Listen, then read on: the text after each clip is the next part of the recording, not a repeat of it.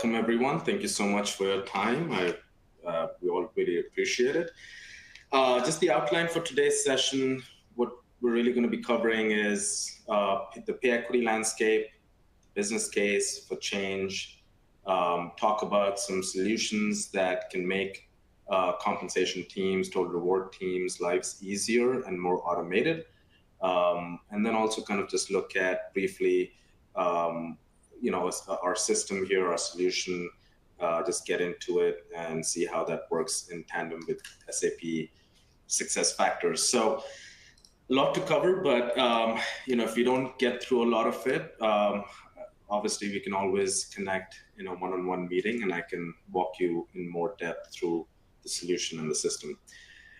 But really, what's been happening in the pay equity landscape is that pay equity for a while, and as we can all agree, this is never going to go away, is that it's always been an ethical imperative. It's the right thing to do. A lot of companies want to do this because it is the right thing to do. But what's been happening of late in the landscape is that there's two additional reasons that organizations are now really driving towards conducting pay equity analyses, making remediations, and those really are the legal imperative where there is risk, there is litigation risk. A lot of organizations have been under attack from that litigation risk standpoint. And then also the regulatory landscape is the other component. So we'll dive into each of those in more detail. Getting into the litigation, the class action lawsuits, as we know that the EEOC has been seeing a lot of increase in the pay discrimination cases. OFCCP, which monitors the federal contractors, has clearly indicated in their Directive 2022-01 that they're going to be focusing their efforts on pay equity for federal contractors in the US, and that could result in more scrutiny. But then with all of these pay transparency laws going into effect, not just in the US, but globally, what that is doing is that it's actually putting out data publicly that any person can actually download, consolidate that data set, run any kind of analyses on that data set, and basically end up suing the organization for discrimination in pay practices. It's because the data is now publicly accessible, organizations have to post it publicly. Maybe they have to post in UK on their website, and Europe in certain jurisdictions they have to report that data. That data is now just being more and more readily accessible for organizations, for individuals to just kind of download and run different kinds of analyses, even if it's as simple as just running a median pay gap analysis or an average pay gap analysis, or just as an employee, I'm seeing that there's comparable roles that I feel like are similar to what I do, or comparable to what I do, or have equal value to what I do, and I can go ahead and indicate that I am being discriminated against when it comes to pay. So there's a lot of risk that is being associated with pay transparency laws going into effect. Obviously, we talked about the compliance component. So, ethical, going back to it, ethical was always, there is always going to be, that is the right thing to do. There's the legal risk of a lawsuit. But then now with the regulations globally just growing, and it's just every day we hear that there's going to be a new state in the US, or there's going to be a new country law that's going to come into effect, is just adding to the compliance burden of organizations. As an example, just, there's an update on the state of Virginia, for example, has a law that's in motion right now, very similar to the pay transparency laws. It's on the governor's desk right now, and if signed, it's going to be another state that comes online with an aggressive pay equity law. So similarly, we know that EU directive has been passed. Individual countries are going to have leeway on how they want to set up those pay equity requirements, but companies are now just really getting prepared to comply with these global regulations. Now, interestingly enough, as we help organizations with this, one common pain point that we're experiencing that compensation teams, HR compliance teams, total reward teams are experiencing is that there's no stop to this. There's literally a compliance calendar that you're following. That's an annual compliance calendar. So you go ahead and comply, you submit the data, you do the analyses, you submit the data to the regulatory agency for one country, and then 2 weeks later you have another deadline. 3 weeks later you have another deadline. So it's just adding to that burden that, and this is really dropping on compensation teams, total reward teams, HR compliance teams is getting involved. So it's really, the compliance is now driving organizations to do this even more effectively. Now, what happens is there's this framework of CART, which is collection, analysis, reporting, and transparency. Now, just to kind of think about it from that perspective, you have certain regulatory agencies that are saying, hey, all you have to do is collect your pay data, store it, and that's all. When we ask you for it, you have to turn it over to us. Okay, that's the collection component. Some regulatory agencies are saying, well, you got to analyze that data and then submit it to the regulatory bodies. And there's some that are saying that, hey, you're going to have to post these ranges publicly, and that is your transparency requirements.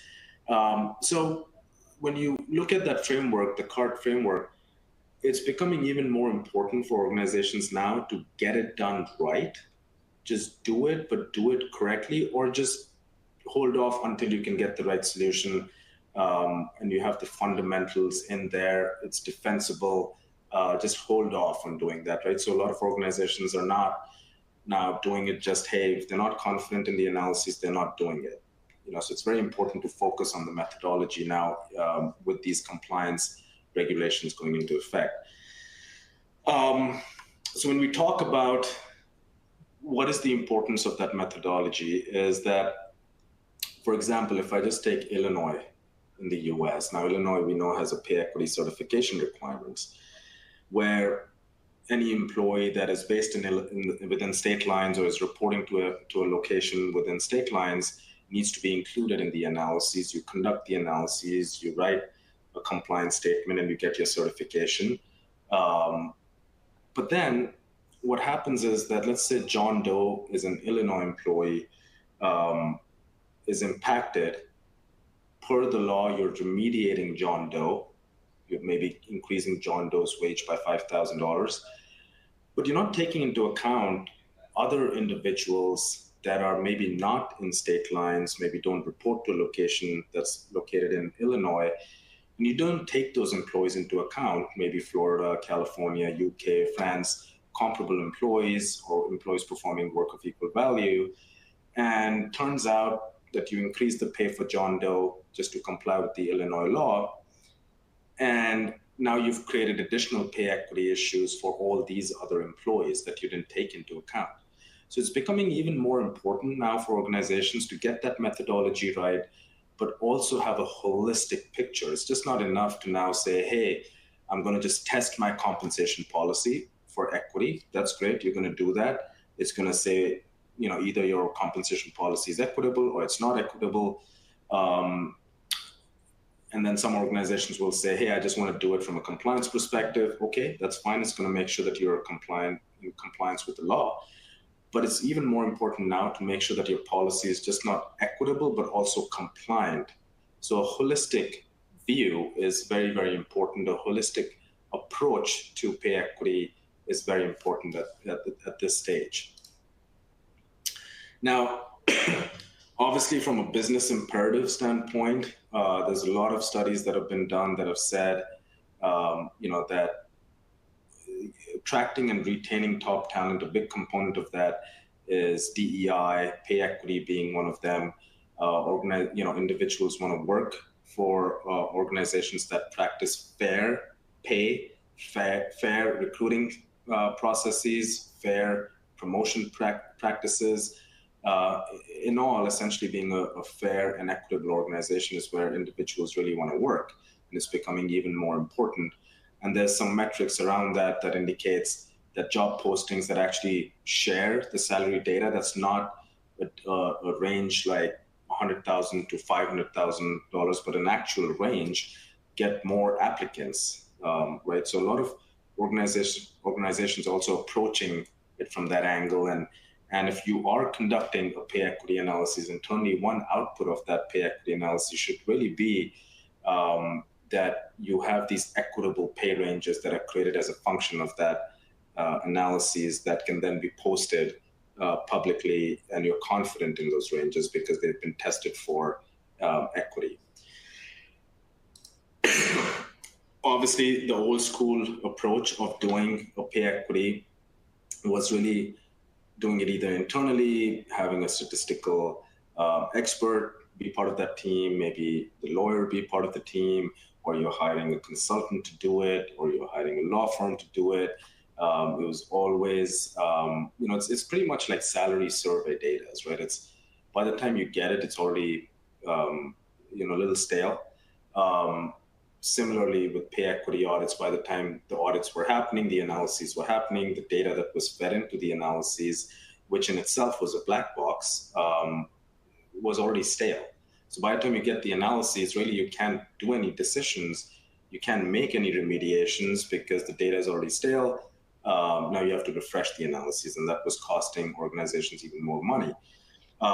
So organizations have really decided that, hey, that's not the way to do it anymore. And, we want a more real-time system. A lot of comp leaders, total reward leaders have been indicating that is their vision, is I don't want to do this once a year. I don't want to do this during the merit cycle calibration window that opens up. That's maybe 2 weeks, 3 weeks window, and I'm doing a rush job. The data is already stale. I don't want to do that. I just want a real-time, constant monitoring that's happening. And even to the extent that I don't want to create any more pay equity issues at the time of hire, promotion, or transitions within the organization. So that's really kind of the new approach of doing it. Pay equity software, a specialized pay equity software, a specialized opportunity equity software is what is, organizations are really kind of driving and looking for that. So that's kind of the new way. It's more real time. It's more avoid creating a risk is the narrative there. And that's what organizations are heading towards. So we have a quick poll question here, just based on the previous slide here. If you are doing a pay equity audit, pay equity analysis right now, how are you doing that pay equity analysis? So we'll wait here a couple of seconds.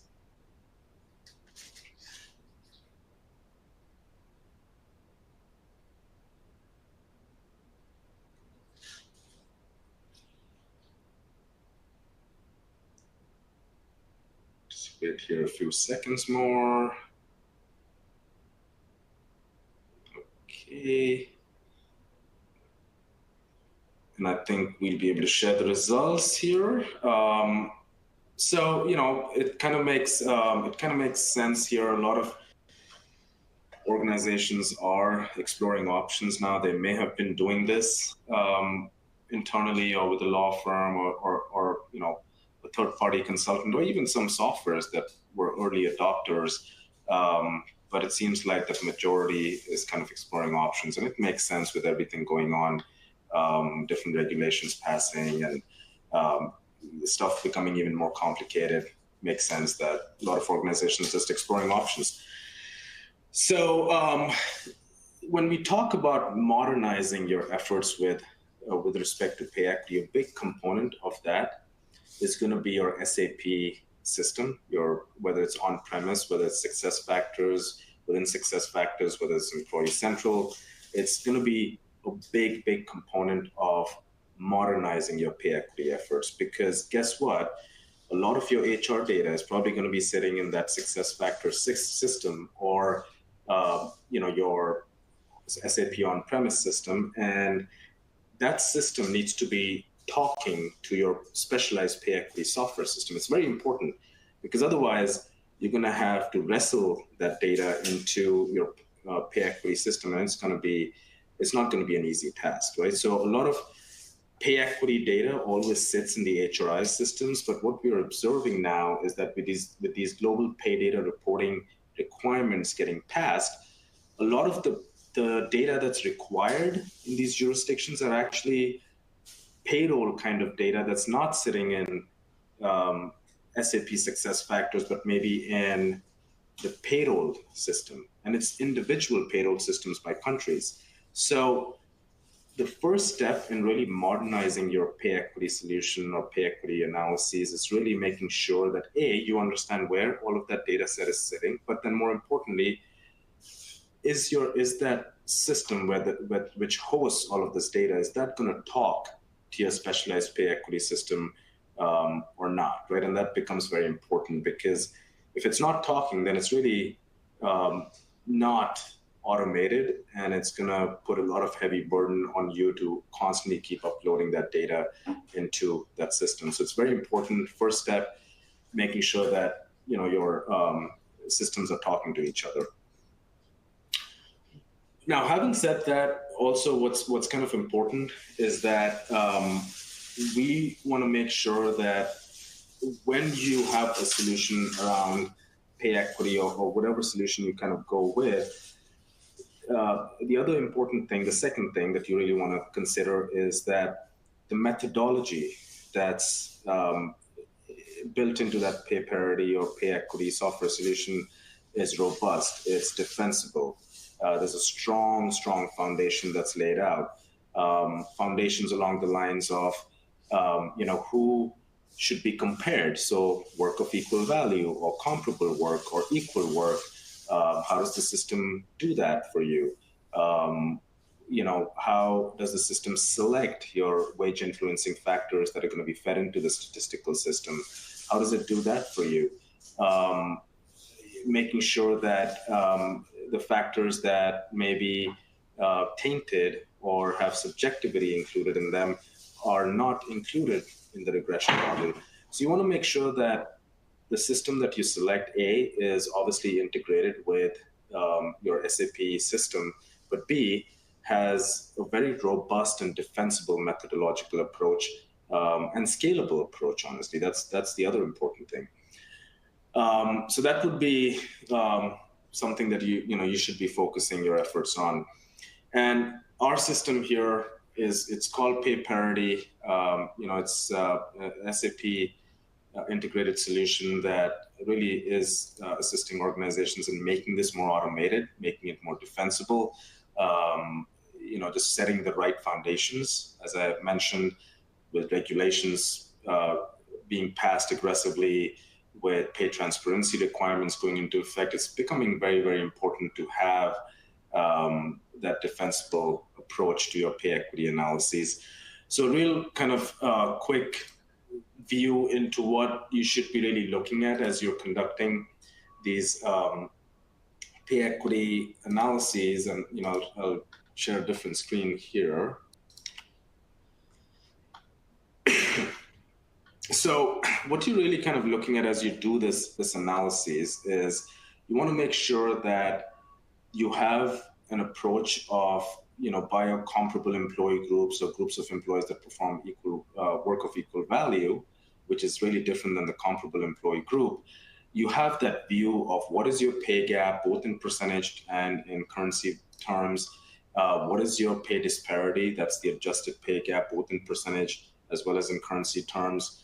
And you're able to kind of drill deeper into, because each of these groups are going to have their own regression models. So being able to drill into what is the statistical fit for that particular group. Is it a good model? Is it a bad model? Anything below 0.7 is considered not a good model. So you want to make efforts into increasing that adjusted R-squared value, because that is, again, if you rely on a bad model and you're making decisions on a bad model, that's not defensible, right? So you want to make sure that you do that. If you're doing this in the US, and very shortly in UK, it's going to be a requirement too. You want to do this from the lens of intersectional approach. It's very important. And again, different jurisdictions have different approaches, right? EU directive talks about gender. UK has been talking about gender, but is going to pass the race ethnicity component. US already has the intersectional approach. OFCCP, if you're a federal contractor, talks about doing it separately and on a location basis, right? So the power of a software is really just giving you that scalability to change, pivot as you need, and quickly just click a button and all of the data kind of flows into it for analyses, and you can pivot as needed. So making sure that the analyses in the US is at the intersectional approach, taking into account the jurisdictions, all obviously letting the model select your reference group, very important, right? You don't want to just always select a certain demographic as the reference group. You want to let the model select the reference group. So even from a methodological standpoint, having all three levels of reference group selection logic built in is very, very important. Going deeper and seeing which employees are kind of impacted, where they are from the predicted pay becomes even more important, because this is where the actionable component is going to come into place, right? Kim is at $40,000, but should be either at 50 or 53, depending on the model. But this is where you start to get actionable intelligence. Now, having said that, if you do have issues that are identified, being able to create a remediation strategy around how do you want to fix this in the short term that fits your budget becomes even more important. Maybe you just want to do enough to get rid of statistical significance. Maybe you want to go ahead and do the right thing, going back to the ethical component. Maybe you just want to do enough to comply with regulations. So even just kind of tying it back to all of those three things, which is ethical, compliance, and legal, different remediation strategies can be created for different purposes. And obviously a big component of that is what budget do you have that can allow you to fix those issues in the short term. But then even understanding what is your documented pay policy versus what is happening in the data set becomes even more important, right? So a lot of times organizations say, hey, we're not compensating for geographic differences anymore, but when you run it on a per model basis, you start to see like, whoa, there's geographic differences all over. Remote workers are getting compensated 11% more than someone that lives in Los Angeles, for example. We didn't intend on doing that. Even if we intended on doing that, it wasn't supposed to be 11% magnitude. So both from a directionality as well as a magnitude perspective, it becomes very important to get this so that we can start to narrow the gap between what is documented as a pay policy and what is actually happening in real world, right? So those are some of the things that you should be considering as you are doing this pay equity analysis. And then finally, I'll state, with pay transparency requirements going into effect, right, a lot of issues get created at the time of hire, at the time of promotions and transitions within the organization. So if you're able to set for each role in each location, agnostic of the fact what gender, race, ethnicity, or other protected class do they belong to, if you're able to see your pay equity range, that's where a lot of organizations are heading towards. This is the leave behind component. This is the real-time component,